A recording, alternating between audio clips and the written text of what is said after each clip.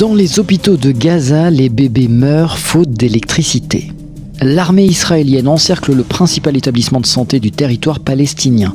Les chirurgiens opèrent sans anesthésie et les médicaments manquent.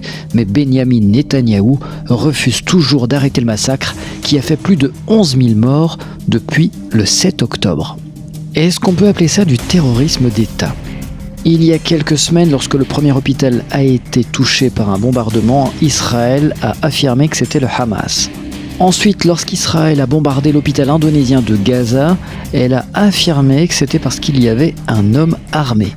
Pour l'État hébreu, l'homme avait une arme à feu. Sauf qu'en réalité, cette arme à feu était simplement une matraque. Depuis, Israël ne cherche même plus à se défendre. Pour lui, le Hamas est dans les hôpitaux, donc on peut bombarder les hôpitaux.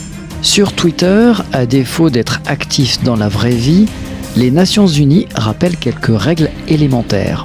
C'est pas précisé, mais vous avez deviné, c'est à destination d'Israël. Les écoles ne sont pas une cible, les hôpitaux ne sont pas une cible, les enfants ne sont pas une cible, les civils ne sont pas une cible, les humanitaires ne sont pas une cible. Ils doivent être protégés de tout, partout. À votre avis, est-ce que le message va être entendu par Benyamin Netanyahou et l'État d'Israël ?